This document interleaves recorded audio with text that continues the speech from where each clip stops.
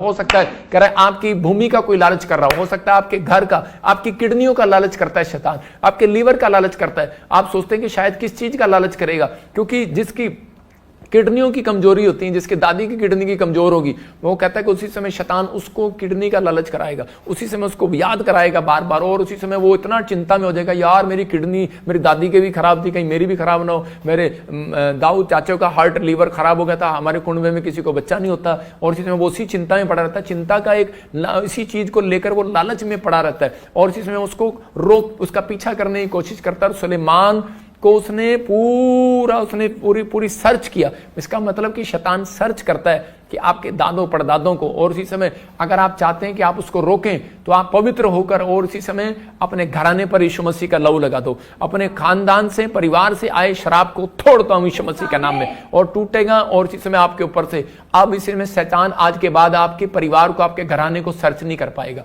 मैं कह रहा हूं अगर सर्च करेगा भी वो कर्स आपका पीछा नहीं करेगा। यूसुफ ने अपने आप को रोका और प्रभु ने उसके चरित्र की परीक्षा होने दी, उसको मतलब कि गुलामी में जाने दिया, पोतीफर के खेत में काम करने दिया, उसकी मजदूरी ले ली, उसकी हर चीज ले लिया। रानी ने उसके सामने देखो कितनी चीजें लेकर आया शैतान, उसके सामने लालच की चीजें लेकर आया, उसके सामने कहता है कि जीवन लेकर आया। वो कुएं में भी खुश था, खड्डे में भी खुश था जब उसके भाइयों ने उसको मारा। उसके बाद पोतीफर के खेत में गया, उसका खाना ले लिया, कमाई ले लिया, कपड़े ले लिए, सब कुछ ले लिया, लेकिन वो खुश था, उसमें लालच में नहीं पड़ा। उसके बाद एक औरत रानी ने उसको पसंद कर लिया, कहती मेरे साथ बेडरूम में चल, लेकिन वो वहां से भाग गया, क्योंकि वो जानता था कि लालच करना किसी भी चीज का, कहता है क्या शुद्ध करना अपने आप को, परमेश्वर की आशीषों को छिनवाना है। तो उसी समय वो दौड़ा, वहां से दौड़ा, वो इतनी तेज दौड़ा, इतनी स्पीड में दौड़ा, और उसी समय क्योंकि वो जानता था कि मेरी जीवन की आशीषें कोई मेरा मुकुट छीनने के लिए आया है, और उसी समय परमेश्वर ने उस व्यक्ति को वो मुकुट दिया कि पूरी दुनिया उसको देखा और वो प्रधानमंत्री बना। मैं उन लोगों के लिए बात कर रहा हूं कि अगर आज आप चाहते हैं कि परमेश्वर आपको जीवन में वो मुकुट दे,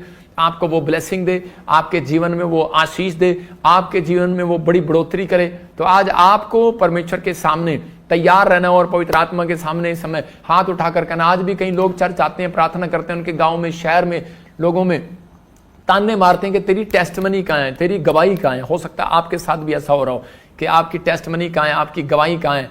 आपके साथ भी ऐसा हो रहा हो कि लोग कह रहे होंगे कि तेरी टेस्टमनी क्या है, तेरी लाइफ में तेरा क्या बना।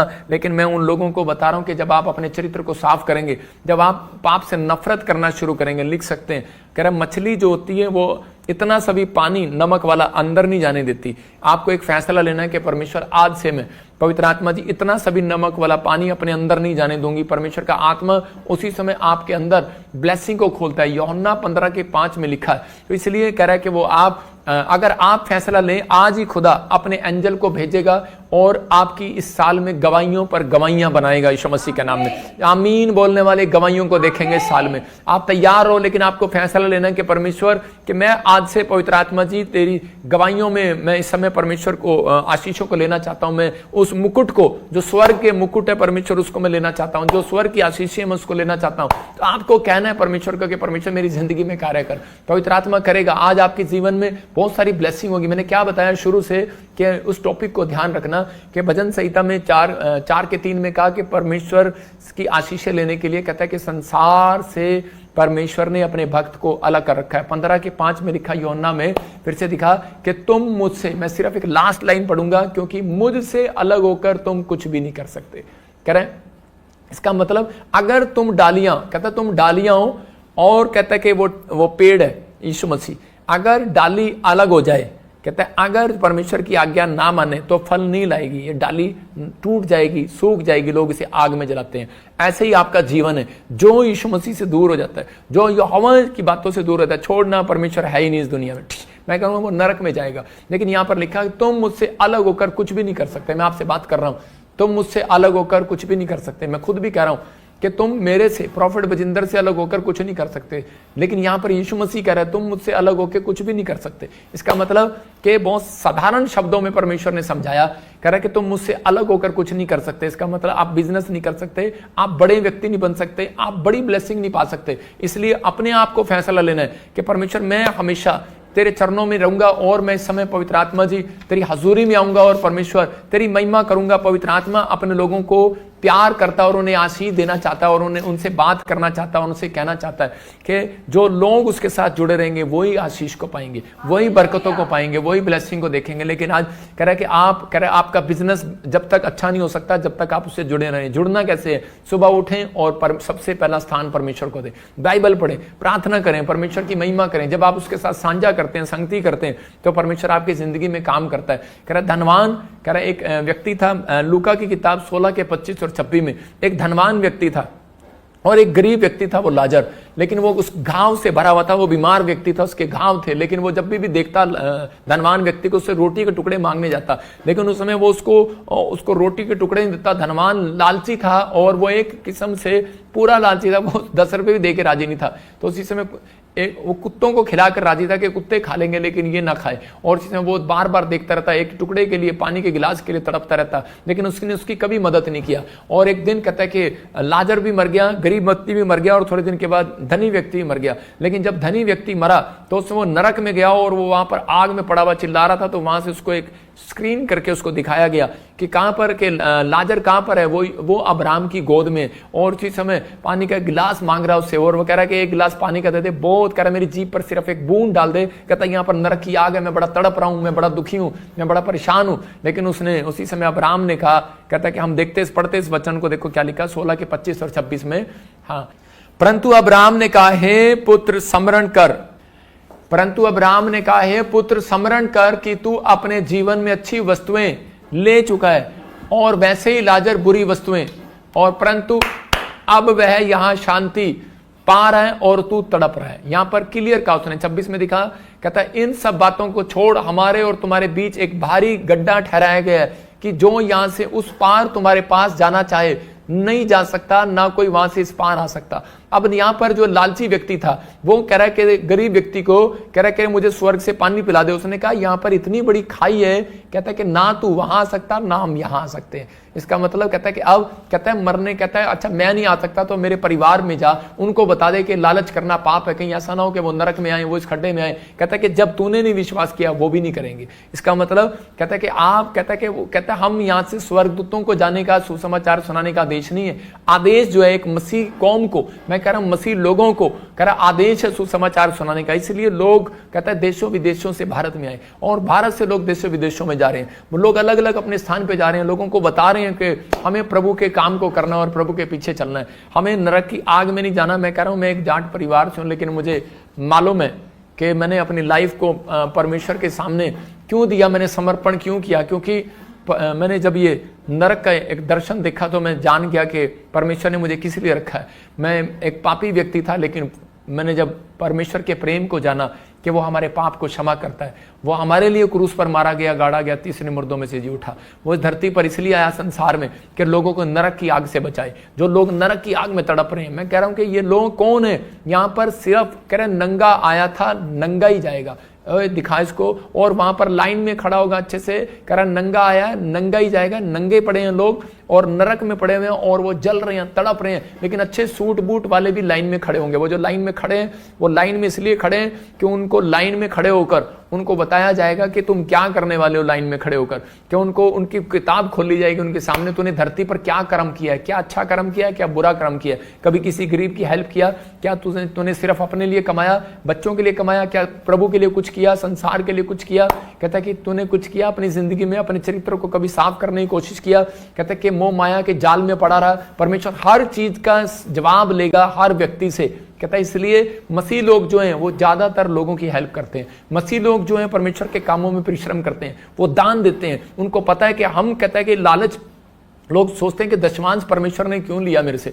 बहुत सारे लोगों का क्वेश्चन होता है। एक आदमी मेरे से पूछ रहा था कि परमेश्वर तो सब कुछ है परमेश्वर के पास, लेकिन परमेश्वर पैसा क्यों लेता है, दशमांश क्यों लेता है। मैंने कहा बेटे वो दशमांश लेकर इसलिए दिखाता है कि हम लोग लालची नहीं है। हाँ, जो दशमांश देते हैं परमेश्वर को, जो अपनी भेंट देते हैं, दशमांश देते हैं, अभी भी लाइव में स्क्रीन पर भी जो बो रहे हैं वो ये बो रहे हैं और दुनिया को दिखा रहे हैं। अगर आप 100 रुपए बो रहे हैं, 50 ही बो रहे हैं, 200 भी बो रहे हैं, 250 भी डाल रहे हैं, तो आप ये दिखा रहे हैं कि मैं एक लालची व्यक्ति नहीं हूं। मैं ऐसे लोगों के लिए प्रोफेसी करता हूं कि परमेश्वर उन्हें ब्लेस करेगा जल्दी यीशु के नाम में। मैं फिर बता रहा हूं कि वहां से जितना आप चंदा देते हैं उतना मैं आपके सामने है कि मेरी चैरिटी की जाती है, वहां पर वही चंदा वहां पर दान में दिया जाता है। उसका किराया आता है, एलसीडी का किराया, लंगर का, खाने का किराया, सब कुछ पैसे से आता है। मैं कह रहा हूं वो आप जो पैसा दान दशवान देते हैं वो वहीं पर लग जाता है।